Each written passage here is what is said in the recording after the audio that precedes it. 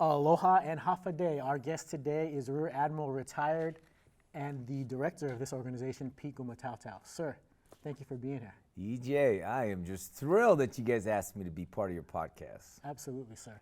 And so we could go off at a list of your credentials, but it would take about 10 minutes. Don't. You know how I am with that. What I would like to do is just at least highlight the first one that's listed. Okay. And it's listed in most of your bios, which is that you are a native of Guam. I'm very proud of that, EJ.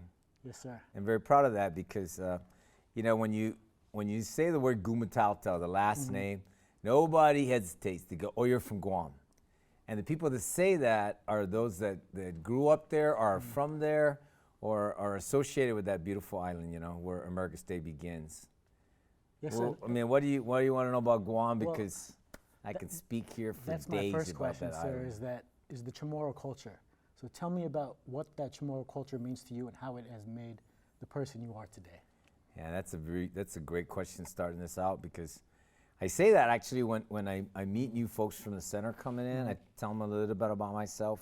The question I say to them, and then I answer it first, so it'd be fair, is I ask the new folks, is like, tell me something you want me to know about yourself. And I said, whatever it is, and I go, I've read your bio, I read your CV profile, so hopefully it's not about your work. And so what I always start out with, and I do it in the bio, but I always start out with connecting with people, is that, hey, you know, if you want to know about me, then know that I was raised in a beautiful island called Guam. And many islands are beautiful, right? Oahu's beautiful. Kauai is my favorite island here in the Hawaiian archipelago. But Guam has a special meaning to me because of the environment that I grew up with. It was real. It was very idyllic. And my wife always tells me that. Goes, man, yeah, it's such an idyllic lifestyle growing up. One of 5 boys, no girls. That's why I really think women are from Venus, right? They act differently, think differently. But growing up with 5 boys, in a family where we had very meager settings, like many stories in Americana. I was taught to just be respectful with my mom and dad, to not judge others, to not worry about what you don't have, celebrate and be grateful for what you do have.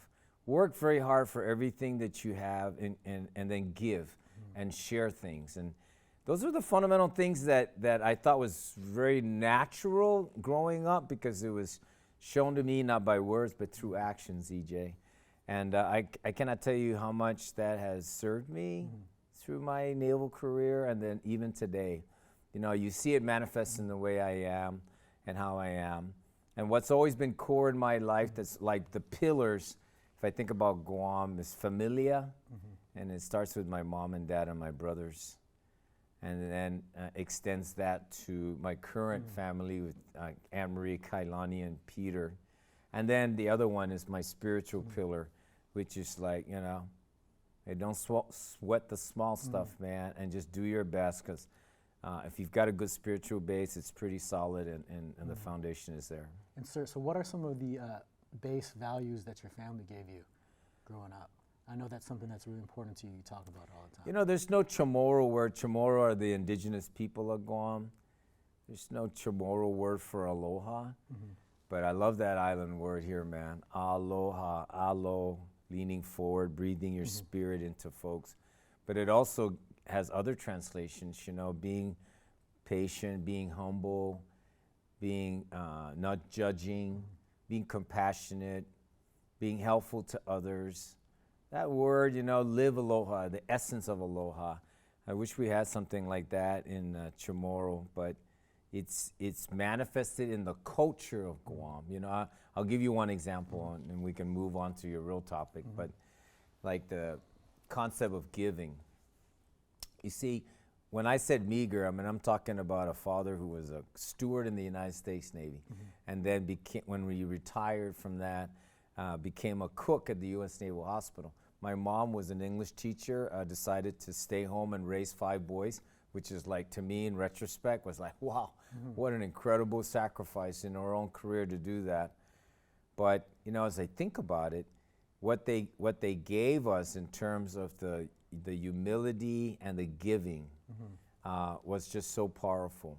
And so that gratitude that I got from my mom and dad really paved the way for me, you know, to how I look at life and the lens that I look at life when I treat others, you know, just every day. Not just in any position, but just treating people like for example, if I saw you at a bus stop, treat you the same way with the kindness and respect and the time that you deserve as a person. And that's something I appreciate about you, sir, is that respecting everybody who walks through the door, whether the most important person in the room or the person who's cleaning up after you.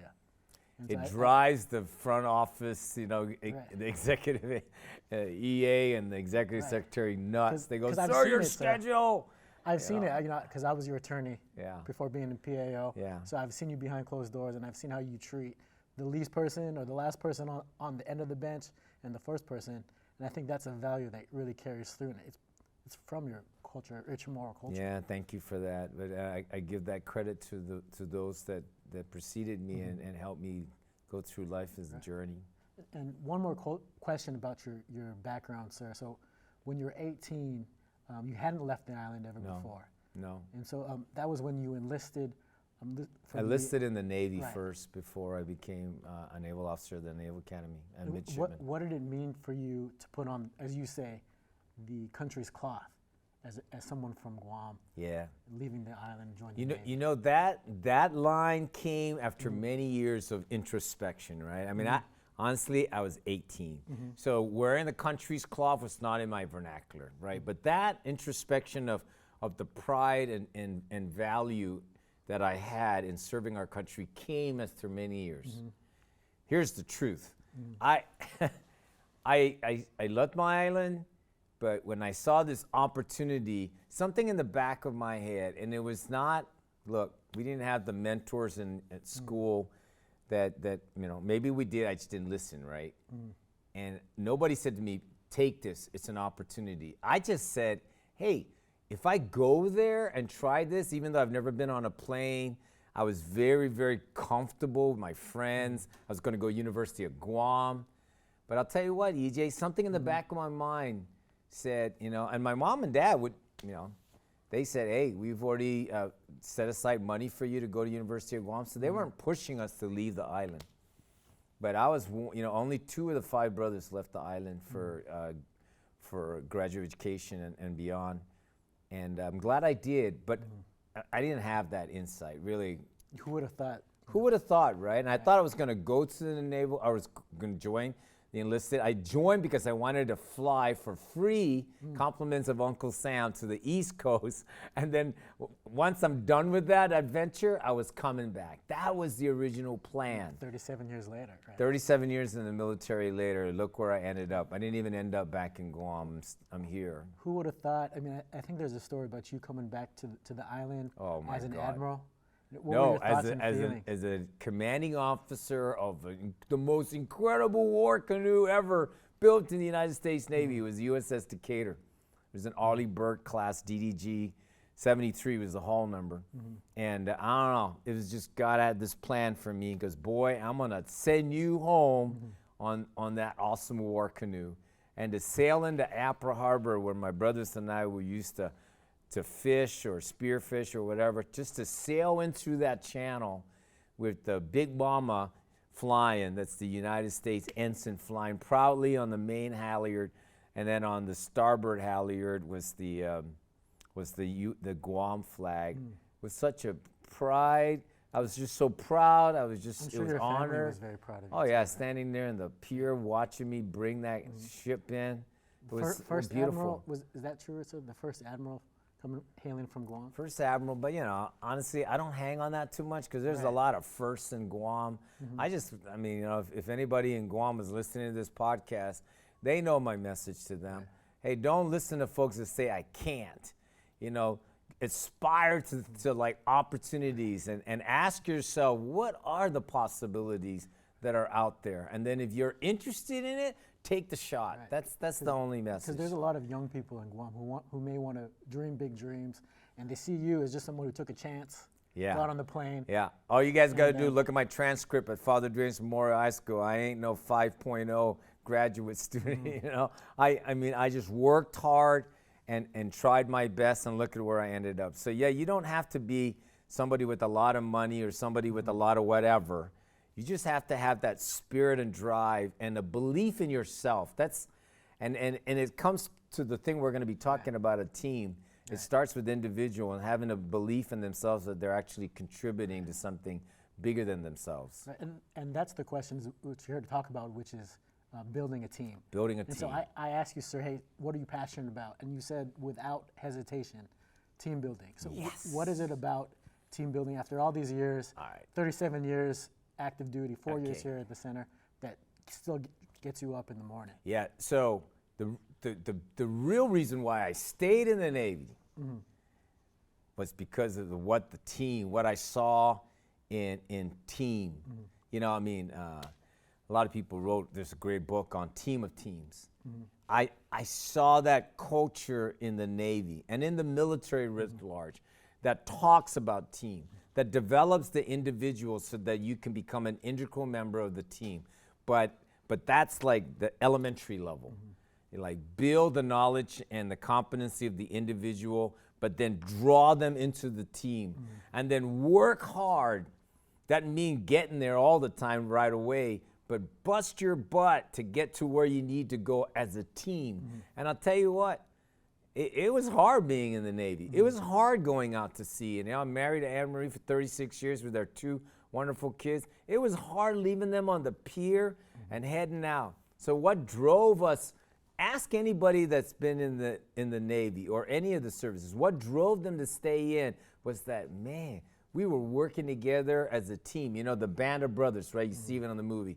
But we don't have to be, you know, like in a special elite force to understand that, man, we got something special here. There's a sense that I'm doing something. Yeah, there's a sense of purpose and drive that's why I stayed in, EJ. I mean, I stayed in and the bigger purpose for us was serving our country, wearing our country's cloth and making sure your generation and my daughter and my son's generation and everybody else in this room and their families and their ohanas can realize whatever they want, right? And it doesn't mean being in the military either. It's like whatever they want, we're giving them that chance. Team applies in almost any context. Oh, right? yes. Building a team, right? Absolutely. Whether it's a football team, yeah. You know, whether you're building a team to, you know, revolutionize your country or government. Yeah, it's building a team to find an innovative solution to sea level rise or to, like, you know, stop the trends of the ozone thinning out, or figuring out how to be more predictive in crops or water management, because all those things, it's not an individual, it's a team that supports the individual. You said, I've heard you say, a lot of people say this, if you want to go fast, go alone. But if you want to go far and enduring, right? It's like go it as a team. And I'll tell you, EJ, even to this day, many of the teams that I have worked with, they still come up on the net with me. They still, and even with Zoom and Teams and virtual, oh my God, so many folks come collectively together, and then they look back and they talk about those times, enduringly, by the way. Of those hard times and good times, but they were doing it together as a brotherhood, as a ohana, as a team. And you've said this, the center of team is trust. Yeesh. So how do you build that trust in a team? What are the key components? So if you look at the basics on trust, it comes with the understanding that your people will look at you, and I'm looking at it from a leadership role, right? So there's different layers of talking about team. But if you're looking at a layer as a leader, when you walk into a room as the man, as the skipper or the captain or whatever, the admiral, people don't really sit there and saying, oh, what does he know? How well is he? Nope, they don't really care about that. They only want to know that you care. You care about their well-being. You care about their development. You care about what they bring to the table that adds to the team. That's what they care about. And if you just say, hey, I'm all about team, but you don't start with the individuals and make them feel safe, that they can do that and take the step forward, you'll never get to that level of trust. You'll never, because they know it, that you're in it for yourself. You see, and the team's concept is about group above self. And I always used to tell this to leaders. I go, look, and especially in the military, it's a pyramid, isn't it? It's very competitive, and hopefully we get a chance to talk about competition. It's very competitive to come here. I always remind these leaders that have made that each layer of rise. I go, you see where you're at? I said, you are at where you're at because you have stood on the giants of many giants, the shoulders of many giants. It's your people. They trusted you. They believed in you as their leader. And whatever we say, when you're standing there as a success, you are a reflection of your crew. And the crew is a reflection of you. And I'm using Navy terms, so sorry, crew, team, right? I also say one more thing when it comes to trust. The trust is so, you have to always work it. It's not like, boom, I got trust. No. And it could be anything, relationships as well. Always finding ways to build trust, reinforce trust. But I'll tell you what, it's also very fragile. You can break that trust like that. And so you always hear, like in the Navy, we have lost our trust and confidence in your ability to lead. Boom.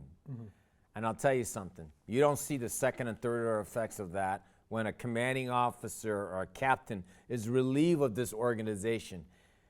The crew and the leader are one if it's really a good team, right? And when you relieve that commanding officer, it has devastating effects with the crew. You wouldn't think so, right? Particularly if the crew was abused or, had some shortcomings of the CO.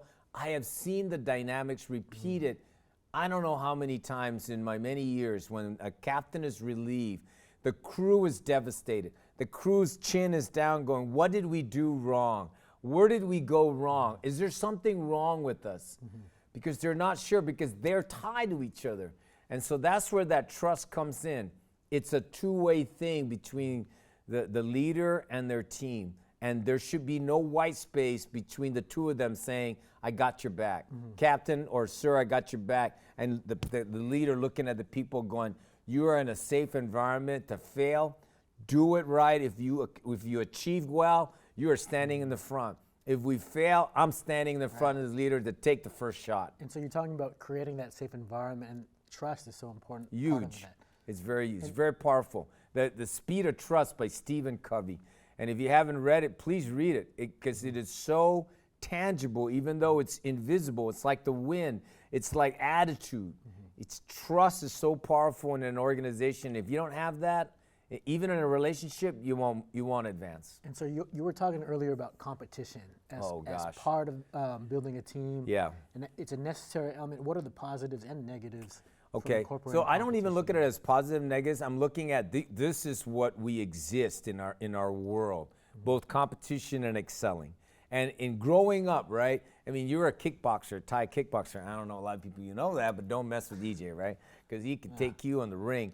But in kickboxing, or like I boxed at the Naval Academy, or I played football, volleyball, basketball, whatever, you were taught to like play as a team, but win, right?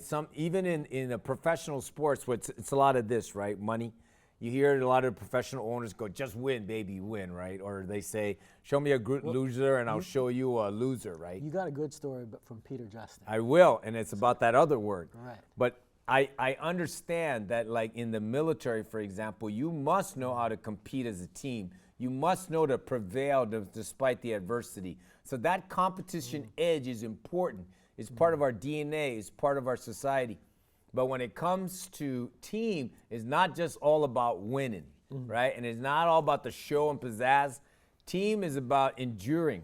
Team is about a sense of like, I will go to hell and back for these group of folks because, man, they're just you just can't explain it sometimes. And that's where it comes to the word excelling. So they both exist in our society, competing and excelling. You got to know how to balance both of those concepts with your team. And in excelling, we talk about in our center, in DKI APCSS, internally, the term Ike Pono. We strive to do the right thing to the best of your ability. That's part of the excelling piece, not just the winning, compete, right? It's about striving to be your best, not being perfect. And the one story that I always give, you asked me that, of excelling, was when my son, Peter, who has Down syndrome, his special needs, was in a Special Olympics state championship for track and field. And for some reason, he was on the first tee, lane 6, and his best friend was in lane 1. This is the Special Olympics? Special Olympics, and it was like, the parents weren't supposed to be down in the field, but I don't know how I got down there. Maybe I had a special path. Anyways, that wasn't the point. The point is I was telling Peter, son, you're going to run. He was on the outside lane. So he had good, and he could run. And Peter goes, yes, Dad, I'm going to run. But, unbeknownst to me, his best friend was in lane 1. The gun goes off, boom. It was like a 100-yard dash. Pete was like running really good. He was in the lead. And all I could think of was, go, we're going to bring home the gold, baby. That's competition. Well, Peter turned when he was running, and he saw his friend Adam, a very good friend of Peter's. He was not exactly doing well. He was like lagging behind all the other runners. Peter did the unthinkable to me. He crossed the lanes, helped Adam Zana. They ran down the lane, and they would finish 5th and 6th. They got a blue ribbon. You know what a blue ribbon is? Participation. Right. So I went from images of my son standing there in the podium with a gold medal, state championship, to like a blue ribbon who's standing there. So I was like running up to Peter to like give him my ear, like, what the heck did you do, son? But I saw them as I was running, them jumping up and down, hugging each other at the finish line. And I heard them saying, we did it, we did it. And they were like hugging each other, and they were like, everybody was giving each other high fives. By the time I got there, I had nothing but like high fives in me. I was like, whoa, you guys did it. And honestly, when they were standing there in that red dirt in Schofield, getting their blue ribbon, I was on top of the world.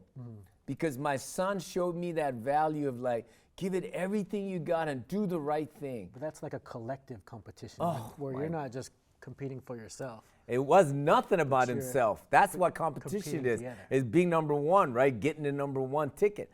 And sometimes that drives us in society to think that way.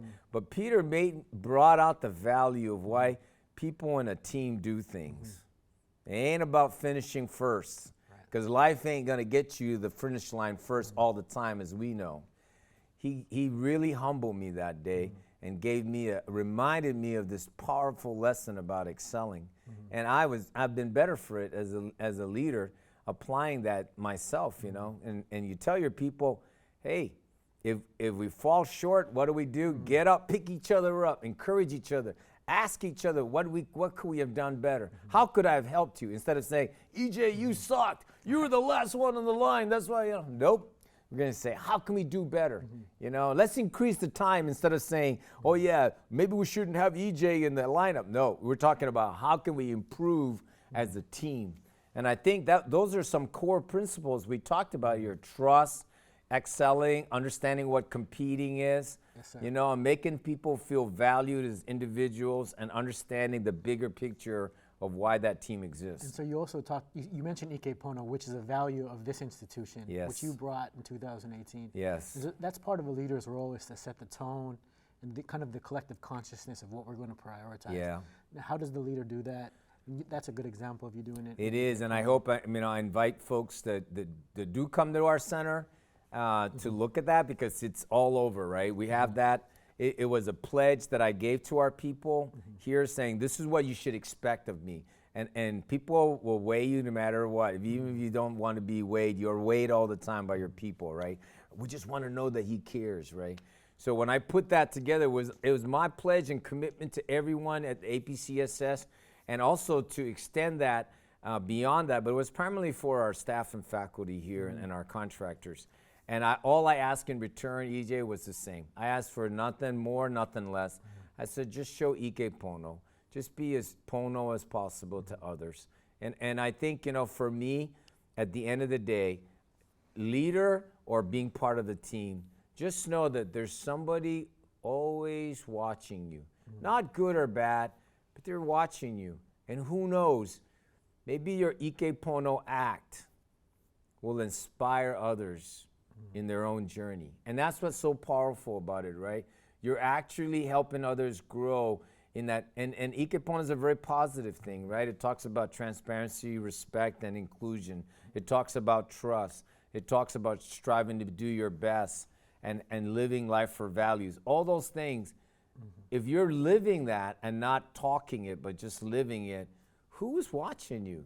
And what seeds are you planting with them, right? Are you planting seeds of individualism and conceit and arrogance and just, I know it all? Or are you planting those seeds going, man, you know something, but you also know something, and you guys all respect each other, and we're better for it. Those are the kind of seeds that Ike Pono plants. And I see that manifest itself every day. Sometimes people judge me in a way that say, hey, you give too many platitudes out for your people. And I say, I don't give any platitudes unless it is earned. And I've seen a lot of the corollary to what I'm seeing here as a team. And I just want to make sure that people understand that what we're doing is not easy. And what we're doing that show aloha and kindness to others takes a lot of effort. And that incredible sense of Ike Pono that we have here, it all stems from understanding the key dynamics of what it means to have a really honest, genuine team, ohana, that we have here at the center. And so we're in talking about teamwork, sir, and what the center seeks to accomplish. We have from over 49 different countries. We're bringing in alumni and fellows to engage in courses and workshops. In fact, there's a course happening right here, right now. It's the Comprehensive Security course.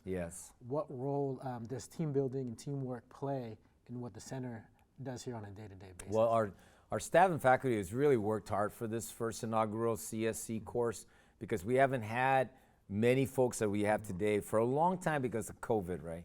Be as it may, it didn't stop them.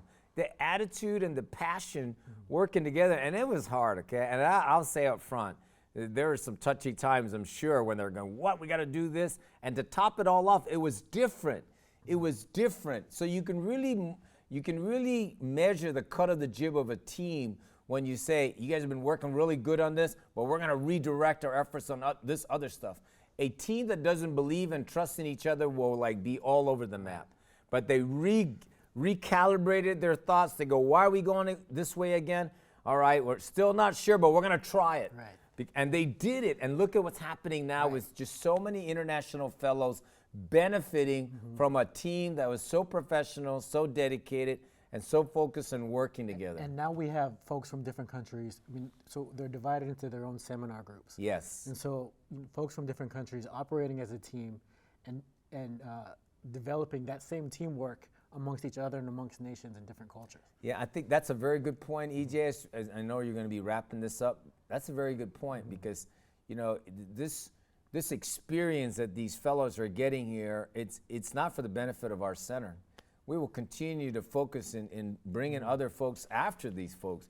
Really, where it matters is where they take it. The fellows that will be alumni, that will go out in the region. Because I'll tell you something, it is very difficult out there. They've been hand-selected to come here, but they're also going to be thrust into positions of leadership that they don't even know about yet.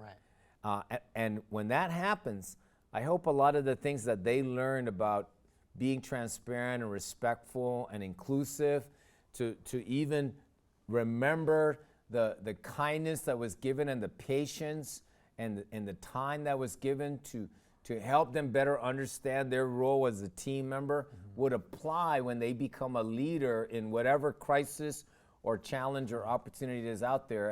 And we're very confident that they're going to do well, okay? I mean, I've seen the energy from this course as I've seen in many courses. And you know, instead of saying, oh my God, the Pacific, the Indo-Pacific is going down in a bad way, I offer a different opinion.